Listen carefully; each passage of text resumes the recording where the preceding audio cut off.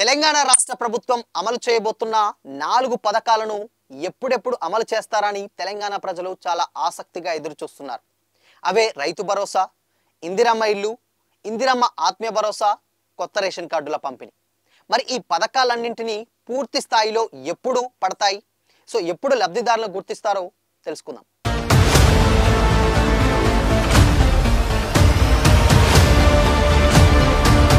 నమస్తే, welcome to Disha TV. రీసెంట్గా తెలంగాణ ప్రభుత్వం తీసుకొచ్చినటువంటి 4 ప్రతిష్టాత్మకమైనటువంటి పథకాల్లో మేజర్గా రైతు భరోసా పథకం ఒకటి. అయితే రైతు భరోసా పథకం ఎన్నికల్లో ఇచ్చినటువంటి హామీ మేరకు ఎకరానికి 6,000 రూపాయలు ప్రతి ఒక్కరికి కూడా సాగు చేసేటువంటి భూమికి ప్రతి ఒక్కరికి ఇస్తామని చెప్పడం జరిగింది. అయితే జనవరి 26న ఈ పథకాలన్నింటంటే మేజర్గా ఉన్నటువంటి పథకాలన్నింటినీ నిజమైన లబ్ధిదారులకు డెఫినెట్గా ఇస్తామని కన్ఫర్మ్ చేసింది. అయితే జనవరి 26న ఆదివారం కాబట్టి జనవరి 27వ తారీఖు నుంచి విడతల వారీగా ఈ పథకాన్ని అమల్లోకి తేవడం జరిగింది.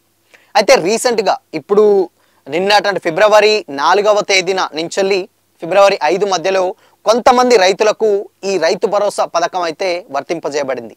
చాలా మంది రైతులు విడతల వారీగా అంటే ఒక్కొక్క ఎకరం లేదంటే 3-4 ఎకరాలు ఇలాంటి చాలా మంది ఎప్పుడు పడతాయని కూడా ఆతృతగా ఎదురు చూస్తున్నారు. అయితే ఇక్కడ ఏంటంటే ముందుగా కొంతమందికి రైతు భరోసా పథకం పడింది, కొంతమందికి కొన్ని జిల్లాల్లో పడింది, కొన్ని జిల్లాల్లో పడలేదన్నారు. అయితే రీసెంట్గా ఎకరానికి సంబంధించినటువంటి ఎకరం భూమి, అదేవిధంగా ఎకరానికి లోపు ఉన్నటువంటి భూములు ఏవైతే ఉన్నాయో వాటికి రైతు భరోసా పథకం రీసెంట్ టైంలో రైతుల ఖాతాల్లో ఆ డబ్బులు అయితే పడడం జరిగింది. అత్యధికంగా అటు నల్గొండ జిల్లా కావచ్చు, సిద్దిపేట, మెదక్ ఇలా ఈ 3 జిల్లాల్లో ఎక్కువగా అంటే ఎకరానికి సంబంధించినటువంటి ఎకరం లోపు ఉన్నటువంటి రైతులకు ఈ పథకాన్ని వర్తింపజేశామని కూడా చెప్పుకొచ్చారు. దాదాపు 100 కోట్లు ఈ పథకానికి వర్తింపజేశాం. సో ప్రతి ఒక్కరికి కూడా రైతు భరోసా అందరికీ కూడా మేము అందింపజేస్తామని కూడా రాష్ట్ర ప్రభుత్వం చెప్పుకొచ్చింది. అయితే మార్చి 31 లోపు ఈ పథకాన్ని అంటే ఇది ఓన్లీ రైతు భరోసా కాదు, అన్నికి సంబంధించినటువంటి పథకాలను కూడా మేము తీసుకొస్తాం, అమల్లోకి తీస్తాం అని కూడా చెప్పడం జరిగింది. అయితే అందులో భాగంగానే విడతల వారికి ఇప్పుడు 2 ఎకరాలు 3 ఎకరాలు ఉన్న వారికి ఎవరికి కూడా పడలేదు. వాళ్ళకు ఎవరైతే పడని వాళ్ళు ఎవరైతే ఉంటారో వాళ్ళు ఎవరు కూడా దిగులు చెందాల్సిన అవసరం లేదు అని కూడా వాళ్ళు హామీ అయితే ఇవ్వడం జరిగింది. అయితే ఎకరం భూమి ఉన్న వాళ్ళు ఎవరైతే ఉన్నారో ఎకరం భూమి కంటే లోపు ఉన్న వాళ్ళకి రైతు భరోసా ఉమ్మడి నల్గొండ జిల్లాలో కొన్ని జిల్లాల్లో అయితే పడడం జరిగింది. దాని తర్వాత మళ్ళీ 2 ఎకరాలు లేదా 3 ఎకరాలు ఏవైతే ఉన్నాయో మార్చి 31 అంటే ఇప్పుడు ఫిబ్రవరి 6-7 తారీఖులు నడుస్తున్నాయి. సో ఇంకొక 2 నెలలు ఇంచుమించుగా దాదాపు ఒక 2 నెలల లోపు ఈ పథకాలన్నింటినీ కూడా అంటే రైతు భరోసా పథకానికి సంబంధించినటువంటి నిజమైన లబ్ధిదారులు ఎవరైతే ఉన్నారో వాళ్ళందరికీ కూడా మార్చి 31 లోపు మేము డెఫినెట్గా వర్తింపజేస్తాం, మేము ఇచ్చిన మాట ప్రకారం అని కూడా చెప్పడం జరిగింది. అయితే ఇదే టైంలో కొంతమంది మాకు పడలేదు అంటే 2 ఎకరాలు మిగతా వాళ్ళకి పడ్డాయి మాకు పడలేదని కూడా కొంతమంది ఆందోళన చెందినట్లయితే తెలుస్తుంది. అయితే వాళ్ళకి సంబంధించినటువంటి డీటెయిల్స్ చూస్తే విడతల వారీగా అంటే ప్రీవియస్గా వేసింది ఒక లెక్క, ఇప్పుడు ఎకరం భూమికి వేశారు, దాని తర్వాత లోపు వేశారు, దాని తర్వాత విడతలు వచ్చేసి 2 ఎకరాల నుంచి 3 ఎకరాలు ఇంకా పైకి మొత్తంగా ఎంత భూమి అయితే సాగు చేస్తారో అంత భూమికి రైతు భరోసా పథకాన్ని డెఫినెట్గా మేము వర్తింపజేస్తాం అని కూడా హామీ అయితే ఇవ్వడం జరిగింది.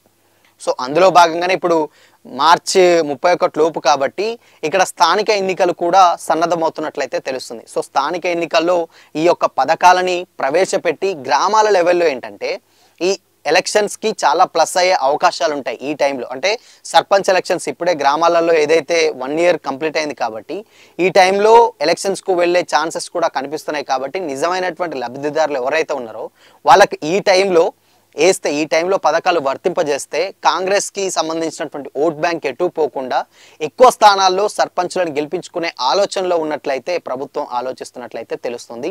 ఈ రైతు భరోసా పథకానికి సంబంధించినటువంటి డబ్బులు మార్చి 31లోగా సాగు చేసేటువంటి అన్ని భూములకు గాను ఈ పథకాలు వర్తింపజేస్తాయి. సో కొద్దిగా ఉన్నటువంటి ఇప్పుడు ఎకరం లోపు ఉన్నటువంటి భూములు ఆల్రెడీ రైతు భరోసా పథకం వర్తింపజేసింది. దాని తర్వాత 2-3 ఎకరాలు ఆ తర్వాత పైన ఎక్కువైతే ఏదైతే ఉన్నాయో ఆ భూములన్నిటికి కూడా రైతు భరోసా పథకం అయితే వర్తింపజేస్తుందని కూడా చెప్పడం జరిగింది. సో మొత్తంగా ఈ టైంలో దాదాపు ఈ 2 నెలల లోపే ఈ పథకాలన్నింటినీ మేము అమలు చేసి తీరుతాం. ఒకవేళ నిజమైన లబ్ధిదారులు ఎవరైతే ఉంటారో వాళ్ళు అర్హులై ఉండి రాకపోతే మరొకసారి ఉన్నటువంటి అధికారులకు వాళ్ళు వెళ్ళి సబ్మిట్ చేయండి ఆ డాక్యుమెంట్స్ కూడా అన్నారు. ఇంకోటి ఏంటంటే రైతు భరోసాకు సంబంధించినటువంటి కొన్ని డౌట్స్ కూడా కొంతమంది వ్యక్తపరుస్తూ ఉన్నారు. మళ్ళీ అప్లై చేసుకోవాలన్నా ఏంటి అని కూడా వ్యక్తపరుస్తూ ఉన్నారు.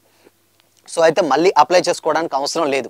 అంటే ప్రీవియస్గా ఏదైతే 1వ తారీఖు జనవరి 2025కు లోపు అంతకుముందు ఉన్నటువంటి భూములు ఏవైతే ఉన్నాయో వాళ్ళు ప్రీవియస్గా గత ప్రభుత్వంలో పడినటువంటి రైతు భరోసా డబ్బులు పడితే మళ్ళీ వాళ్ళు అప్లై చేసుకోవడానికి అవసరం లేదు. మళ్ళీ దాని తర్వాత ఒకవేళ 2025కు ఫస్ట్ ఇయర్ అంటే ఆ ఇయర్ తర్వాత ఏదన్నా ఉంటే అప్పుడు మళ్ళీ అప్లై చేసుకోవాలి, పాత వాళ్ళు అవసరం లేదని కూడా చెప్పారు.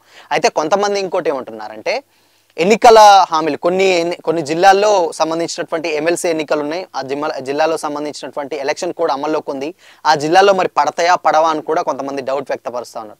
సో అయితే దానికి చెప్పినటువంటి ఏంటంటే ఇది ఆన్గోయింగ్ పథకాలు కాబట్టి, అంటే ప్రీవియస్ నుంచి వెళ్ళి అది అలా పడతానే ఉంటాయి కాబట్టి ఇది కొత్తగా ప్రవేశపెట్టేది కాదు కాబట్టి ఆన్గోయింగ్ పథకం కాబట్టి ఎన్నికల కూడా అమల్లో ఉన్నా కానీ ఇవి దానికి ఏ సంబంధం ఉండదు, ఇవి పడుతూనే ఉంటాయి అని కూడా క్లారిఫై అయితే చేయడం జరిగింది.